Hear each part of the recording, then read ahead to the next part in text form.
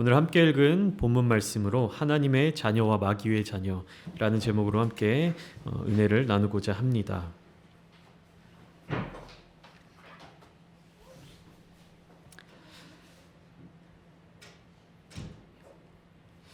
자녀에 대한 말씀을 함께 나누려고 하는데 저도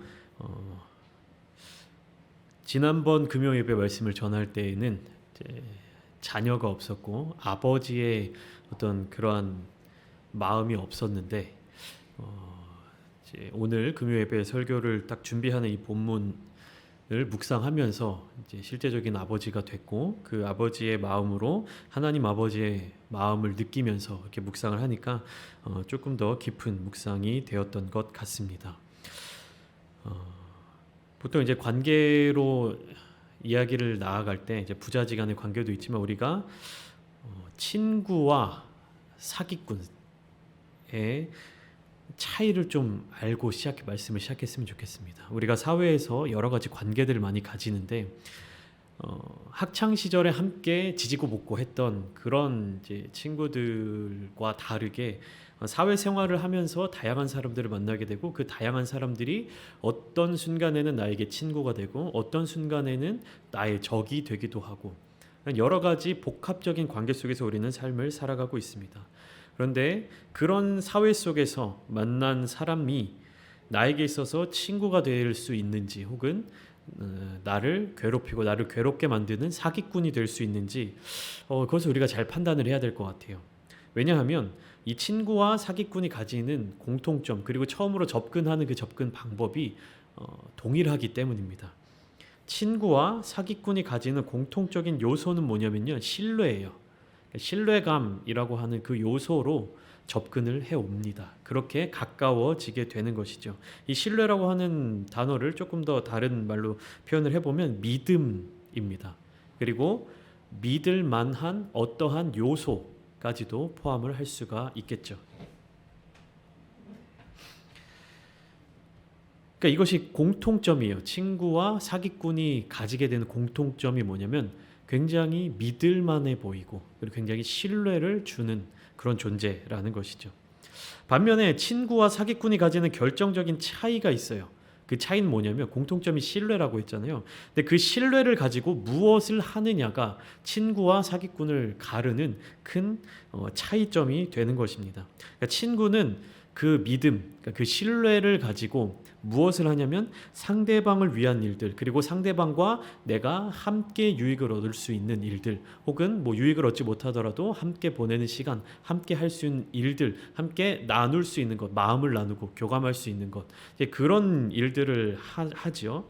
그러나 사기꾼은 그 믿음을 가지고 그 신뢰를 가지고 무엇을 하냐면 상대방에게는 손해를 주고 나에게는 자신에게는 큰 유익을 얻는 일들을 행하게 됩니다. 그러니까 상대방의 이익을 뺏어서라도 나의 이익을 취하는 것. 그러니까 신뢰감을 주고 믿음을 주고 그 믿음을 준 어떤 그것을 기반으로 그 상대방의 어떤 것들을 나에게로 가지고 오는 이것이 사기꾼과 친구의 가장 큰 차이일 것입니다. 그래서 대부분의 이 사기를 당한 사람들이 그 사기꾼에 대한 상대방에 대한 이야기를 할 때 그럴 줄은 몰랐다. 저 사람이 어떻게 저럴 수가 있을까? 그런 사람인 줄 정말 몰랐다. 이런 이야기들을 많이 합니다.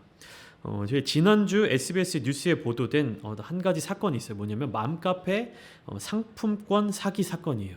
이게 뭐냐면 간단하게 설명을 드리면 네이버나 다음에 이제 카페가 있죠. 사람들이 이제 들어와서 자유롭게 뭐 게시글도 올리고 소통을 할 수 있는 공간이 있습니다.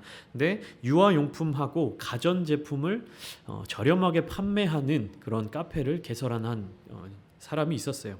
그래서 좋은 제품들을 저렴하게 유통을 하고 그 카페 한 공간 안에서 사람들에게 그런 것들을 좀 잘 판매하고 하니까 입소문을 타고 많은 회원들이 모이게 되었습니다. 그래서 몇 명까지 모였냐면 이 카페 회원이 15,000명까지 늘어났다고 해요. 근데 이 카페가 어떤 카페로 바뀌었냐 하면 2019년부터 그러니까 그 이전까지는 유아용품과 이제 가전제품을 팔다가 2019년도부터는 무엇을 했냐면 상품권 재테크를 하기 시작했습니다.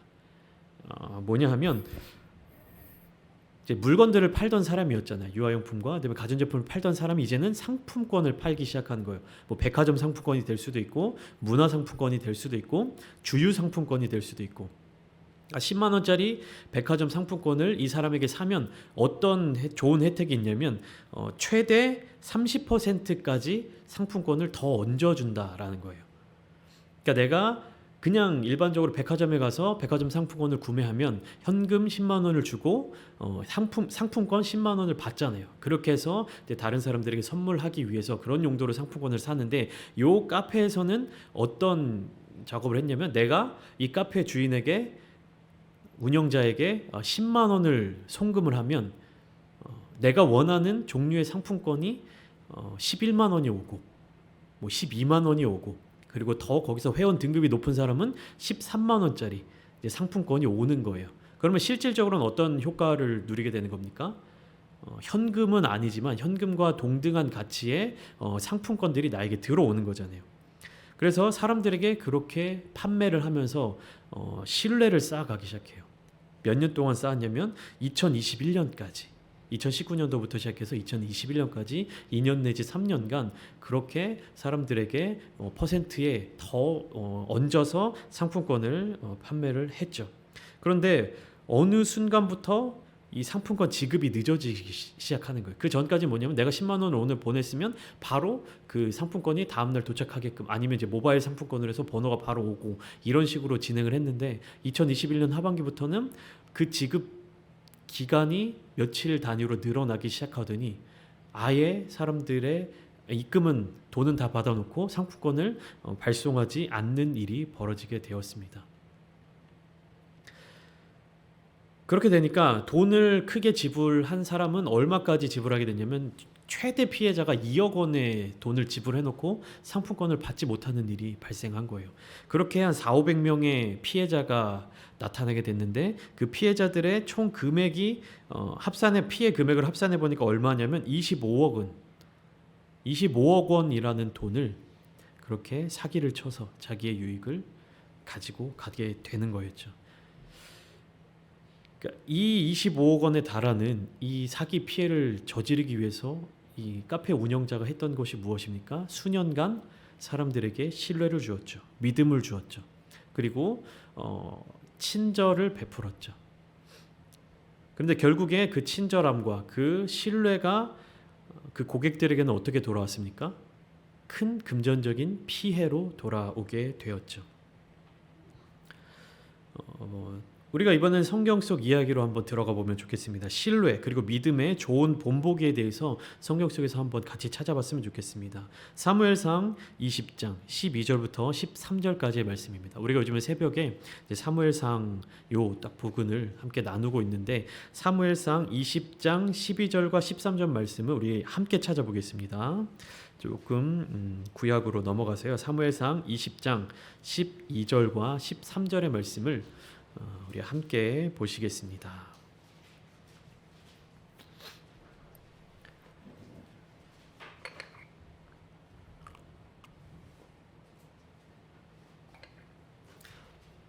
네, 다 찾으셨으면 우리 한 목소리로 12절과 13절 함께 읽겠습니다. 시작.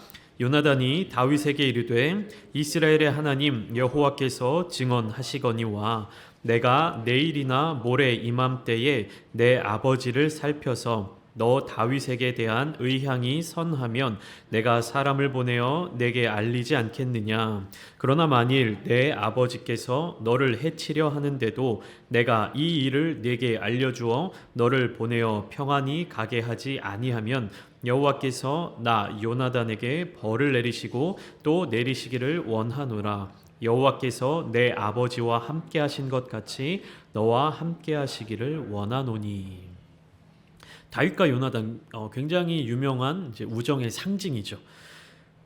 요나단이 다윗에게 말한 내용입니다. 이때 당시에 다윗은 어떠한 상황이었냐면 이스라엘의 왕이었던 사울이 다윗을 너무너무 미워해서 죽이려고 막 혈안이 돼 있던 상황이었던 거예요. 그래서 다윗은 이제 사울 왕을 피해서 왕의 자리, 왕의 신하였음에도 불구하고 왕이 베푸는 그런 자리 가운데 나아가지 못하고 있었던 상황이었어요.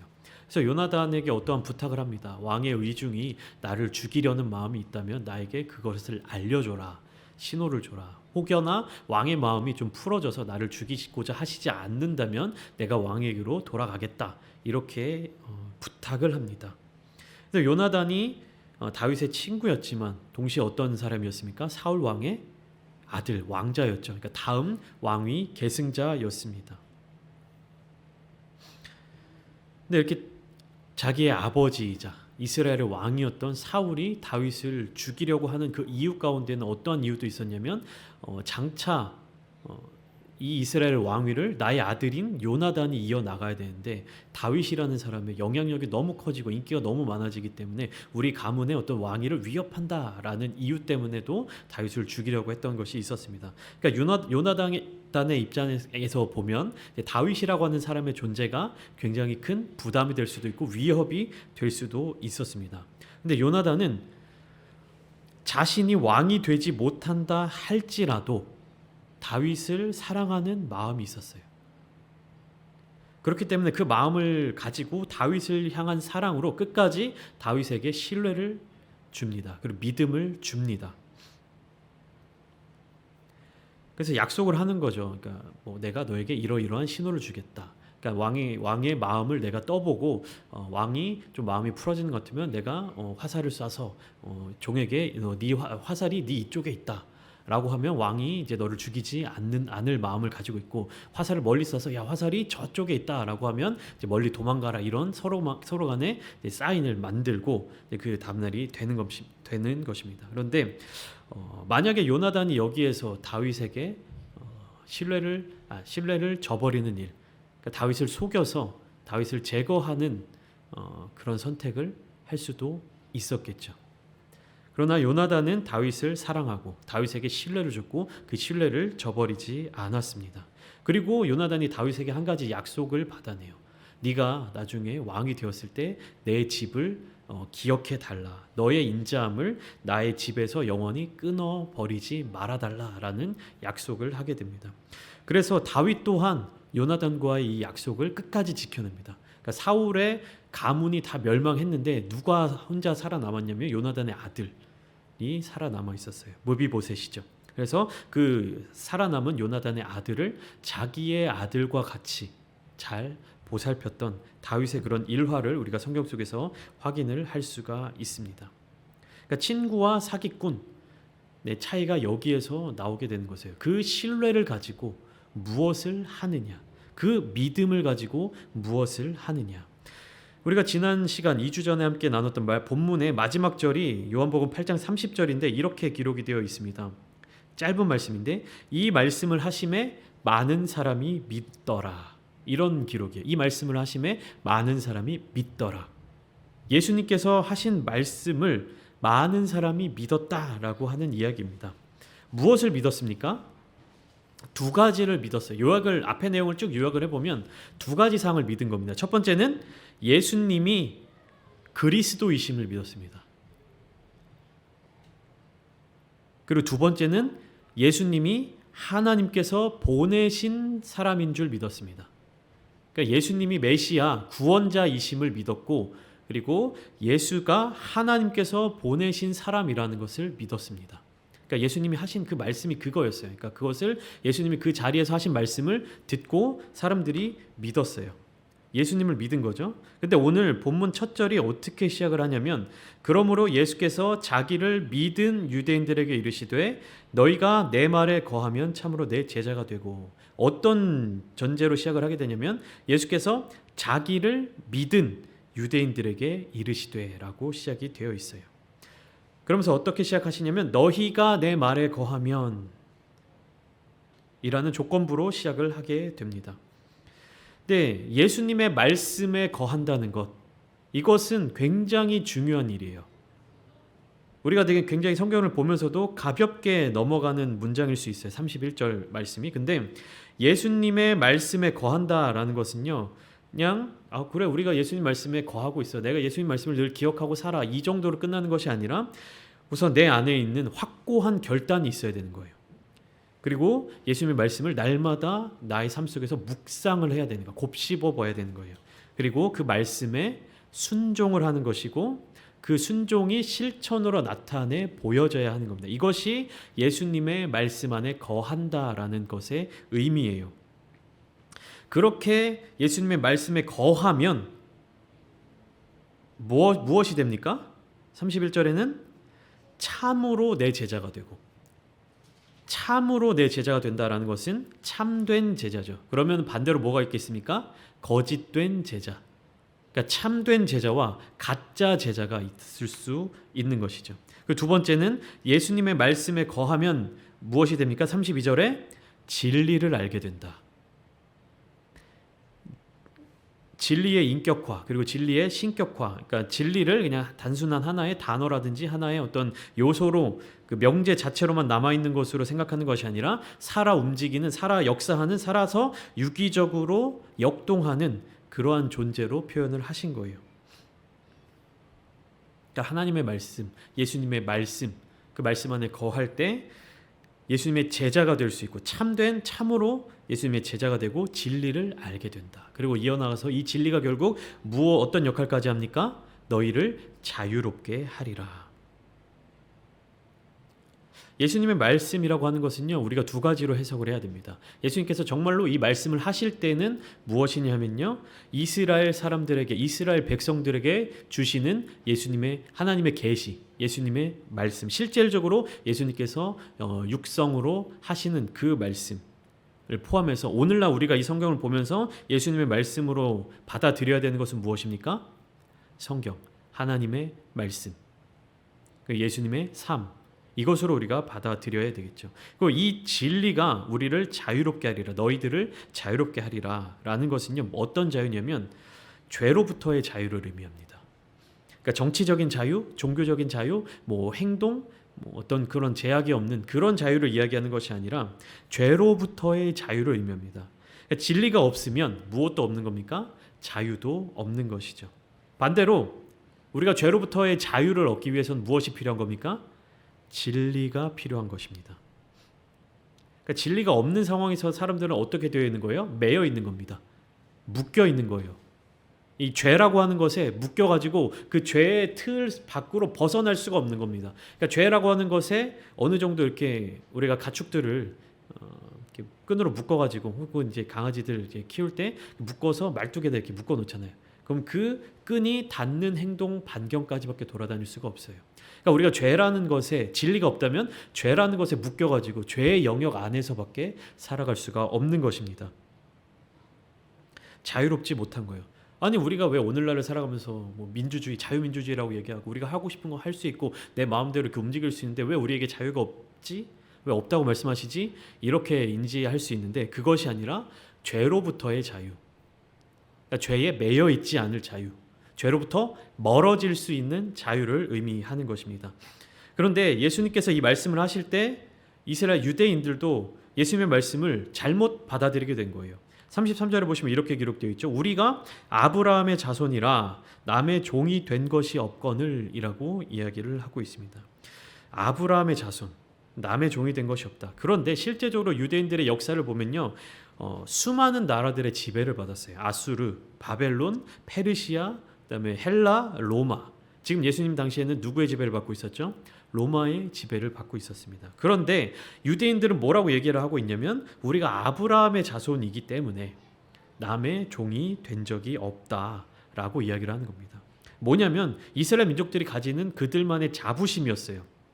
그러니까 아브라함의 자손이다. 뭐냐면 선택받은 민족이다. 우리는 하나님께서 택하신 민족이고 하나님께 소속된 백성이기 때문에 우리는 자유하다.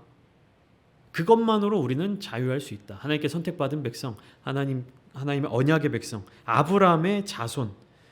그러니까 이 이스라엘 민족들의 마음속에는 어떤 것이 있냐면 아브라함이 하나님과 맺었던 모든 관계, 그리고 아브라함이 세웠던 모든 공적들, 아브라함이 하나님께 얻었던 그런 많은 은혜들을 통해서, 그런 것들을 통해서 자신들의 어떤 실수, 자신들의 잘못, 자신들의 과실들을 다 보상받을 수 있다라고 생각을 한 겁니다. 그러니까 쉽게 말하면 뭐냐면 내가 무슨 짓을 하더라도 아브라함의 자손이기 때문에 난 괜찮다. 우리는 괜찮다. 하나님이 우리의 이런 것들을 다 용납해 주신다. 이렇게 생각하고 있었던 겁니다.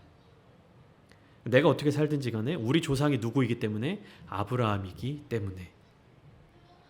그런데 예수님께서는 이 유대인들의 말을 정면으로 반박하십니다. 아브라함의 자손 그 여부와 관계없이 죄를 범하는 자마다 죄의 종이다.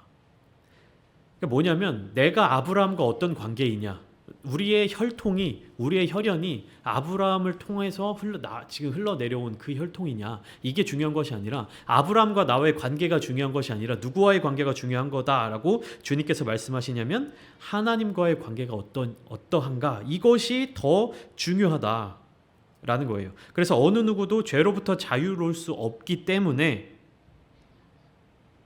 종들은 구원자가 필요한 것입니다.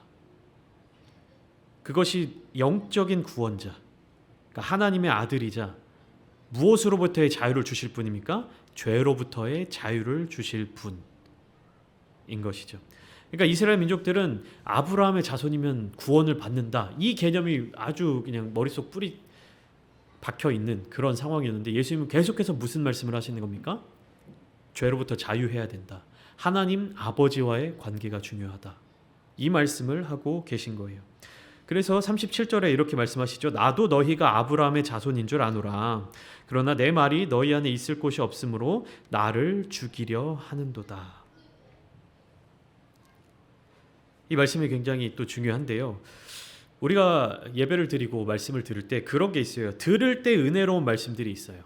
저도 이제 유튜브로 다른 목사님들 설교를 많이 듣고 일부러 찾아보기도 하고 그렇게 하고 있는데, 들을 때 은혜로운 말씀, 들을 때 굉장히 도전적인 말씀들이 있어요. 굉장히 좋은 설교자분들이 많습니다. 굉장히 좋은 말씀을 전해주신 목사님들이 많이 있어요. 그래서 그 목사님들의 말씀을 들으면 아 그렇지라고 나의 어떤 지식적인 부분, 이성적인 부분을 딱 때리면서 그래 그렇게 살아야지, 그래 신앙생활을 그렇게 해야지 라고 하고, 또 말씀을 들으면서 아 그런 말씀이었구나, 아 이런 좋은 말씀이 있었구나, 성경 속에 이런 좋은 의미가 있었구나 라고 드는 생각이 있습니다. 그런데 들을 때 좋은 말씀, 들을 때 만족스러운 말씀과 그 말씀이 우리의 삶을 어떻게 영향을 끼치는지는 또 다른 문제입니다.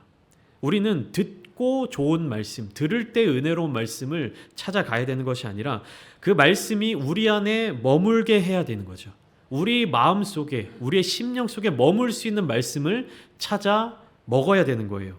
그러니까 듣고 들음으로 만족함으로 끝나는 것이 아니라 그것이 삶이 되는 말씀을 우리가 먹어야 되는 거죠. 그러니까 누군가에는 지식적인 만족을 이렇게 채워주면 은혜로운 설교가 될 수도 있고, 누군가에는 어떻게 하면 복을 받는다라는 어떤 기복신앙적인 그런 말씀을 많이 들으면 은혜로운 말씀이 될 수도 있어요.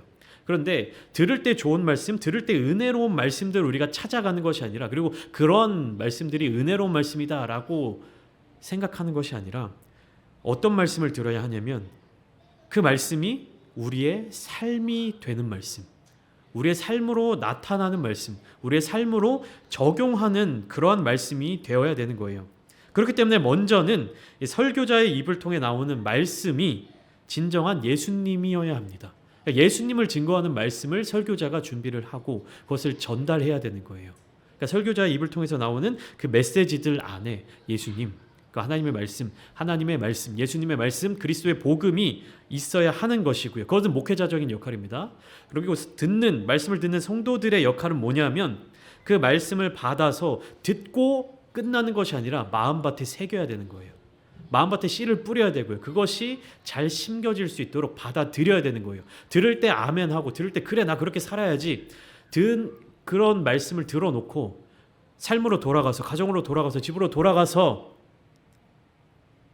우리의 삶의 모습이 그 말씀과 일치한 삶을 살지 못하게 된다면 그것은 좋은 말씀이 될 수 없는 거예요. 그러니까 전하는 자의 자세도 중요하지만 그렇게 전하는 목회자가 정성껏 준비한 그 말씀을 받아들일 때 어떻게 받아들여야 됩니까? 듣고 만족하고 그래 나는 그 말씀에 동의해 이러고 끝나는 것이 아니라 설령 그 말씀이 나의 마음을 파고드는, 나의 마음에 상처를 내는 것 같고 나를 좌절시키고 때로는 그 말씀을 전하는 목사님을 향한 원망이 들 수도 있는 그런 말씀을 듣는다 하더라도 그 들은 말씀이 우리의 삶을 변화시키고 우리의 삶을 회복시키고 우리의 삶에 적용할 수 있는 말씀이 있다면 여러분들은 그 말씀을 찾아다니셔야 되는 거예요.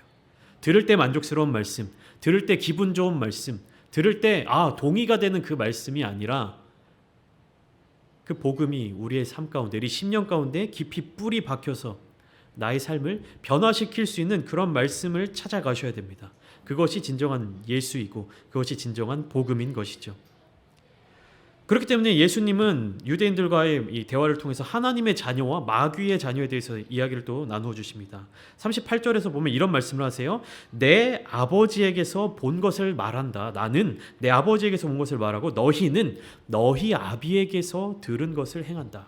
여기서 보고 듣고는 큰 의미가 없습니다. 크게 중요한 것은 아닙니다.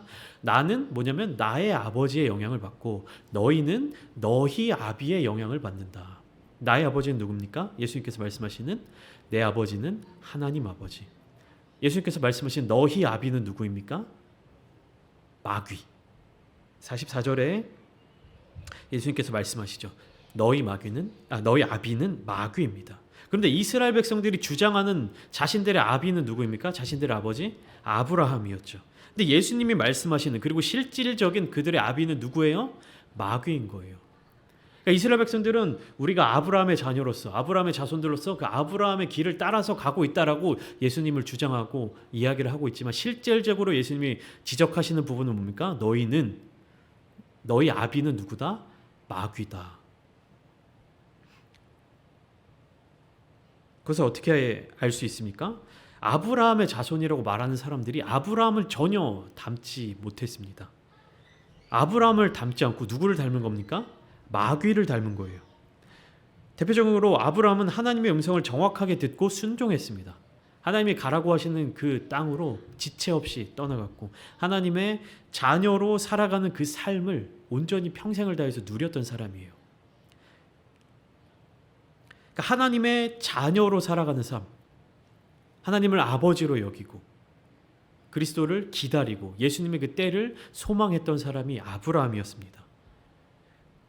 근데 이 유대인들은 그런 아브라함의 삶의 모습 속에 나타나 있는 그 하나님을 향한 마음, 그런 것을 간과하고 그저 혈통적으로, 그저 혈연적으로 우리의 뿌리는 아브라함이다 라는 것 하나만으로 자신들은 구원을 받은, 선택을 받은 민족들이다라는 그런 주장을 하고 있었던 것이죠.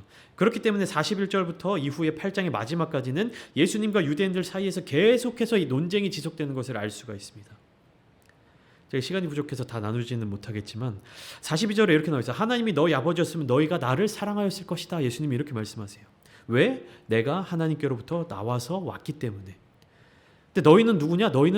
너희 아비는 마귀다. 너희 아비 마귀에게서 났다. 왜? 너희 아비의 욕심대로 너희도 행하고자 하기 때문에. 그들의 아비 마귀의 그 행실은 무엇입니까? 살인, 거짓말, 불신, 예수님을 죽이려 했죠. 거짓을 말하죠. 불신하죠. 하나님께 속한 자는 하나님의 말씀을 듣는다. 47절 이렇게 말씀하십니다. 근데 너희는 하나님의 말씀을 듣지 않는다. 그렇기 때문에 너희는 하나님께 속한 것이 아니라 마귀에게 속한 자들이다. 그리고 예수님의 사역을 두고 귀신이 들린 것으로 여겼습니다. 예수님은 하나님만을 공경하고 하나님의 말씀만을 따랐는데 이스라엘 민족들은 이 예수님을 무시했던 것이죠. 그러니까 예수님은 계속해서 영의 죽음 그리고 영의 삶, 영생에 대해서 말씀하고 계시나 이 이스라엘 백성들은 육에 속한 말로 계속 이해합니다.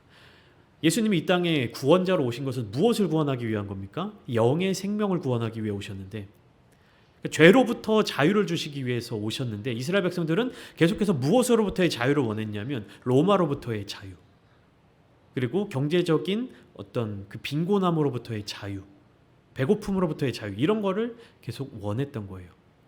메시아 구원자라고 하는 것이 하나님께서 보내시는 것은 죄로부터의 구원, 죄로부터의 자유, 그 영의 구원을 위해서 구원자를 보내주셨는데 이스라엘 백성들은 영의 구원을 바라본 것이 아니라 무엇을 바라본 거예요? 계속 육의 만족, 정치적인 독립, 경제적인 구원 이런 것들을 원했던 것입니다. 그리고 결정적으로는 아브라함은 주님의 때를 볼 것을 즐거워하였으나 이스라엘 백성들은 주님을 죽이려고 했던 것이죠.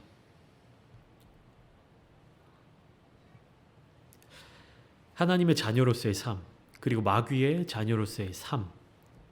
우리가 오늘 주님께서 하시는 이 요한복음 8장의 이스라엘 백성들을, 유대인들을 대상으로 하시는 이 말씀, 이게 제가 설교 초반에 말씀드렸죠. 누구에게 하신 말씀입니까? 이것이 예수님을 믿은 사람들. 예수님께서 요한복음 7장을 통해서 계속해서 유대인들과 논쟁을 하시면서 자기를 나타내 보이시고 그 말씀을 전하면서 이 유대인들이 그 예수님의 말씀을 듣고 설득이 돼서 예수님을 믿었어요.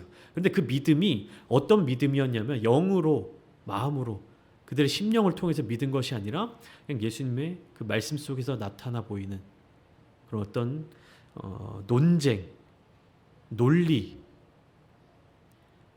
이런 것들로 믿은 거예요. 그러니까 이 믿음이 뭐냐면 믿음이 없는 사람들에게 주신 말씀이 아닙니다. 그 예수님의 말씀을 듣고 그 심령에 심고 삶으로 나타내서 이렇게 쭉 이어지는 그 믿음이 아니라 뭡니까? 그냥 듣고 동의하는, 듣고 받아들이는 그 믿음이에요. 그러니까 예수를 믿은 유대인들이라고 하는 것이 그런 사람들이었습니다. 결국에는 이 예수님을 믿은 사람들이 어떤 사람들로 바뀝니까? 예수를 돌을 들어 치려고 하는 자들로 바뀐 거예요. 오늘날 우리도 예수님을 믿는다라는 고백을 합니다. 그런데 우리의 이 믿음은 어떤 믿음입니까? 예수님께서 말씀하시는 그 믿음입니까? 아니면 여기서 성경이 담담하게 이야기하고 있는 많은 사람들이 믿더라라고 하는 그 믿음입니까? 우리가 예수님의 말씀을 들을 때 이 성경 말씀을 보면서 이 말씀이 우리의 삶 가운데로, 우리의 심령 가운데로 뿌리 박혀서 그것이 나의 삶을 변화시키고 죄로부터 자유하게 하는 믿음입니까? 아니면 듣고 만족하는 믿음입니까? 우리가 어디에 속았느냐? 우리가 하나님의 자녀로 살아가느냐? 우리가 마귀의 자녀, 마귀에게 속한 종으로 살아가느냐? 그것은 예수님을 어떻게 믿느냐? 그리고 그 말씀을 통해서, 그 믿음을 통해서 우리의 삶이 어떠한 방향으로 나아가느냐에 달려 있는 것입니다. 오늘 함께 기도하실 때 그냥 단순한 우리가 이야기하는 그런 믿음으로 끝나는 것이 아니라 우리의 삶을 변화시키고 우리의 행실을 변화시키고 더욱더 하나님의 자녀로 살아갈 수 있는, 더욱더 주님의 그 삶을 따라갈 수 있는 그런 믿음이 되기를 소망합니다. 그러한 기도를 하실 때 나의 유익과 나의 만족을 구하는 기도가 아니라 온전히 하나님의 일, 하나님의 사역, 하나님의 뜻을 구하는 기도로서 하나님을 기쁘시게 해드리고 하나님께 속한 거룩한 자녀들, 거룩한 백성들이 다 되시기를 주님의 이름으로 소망합니다.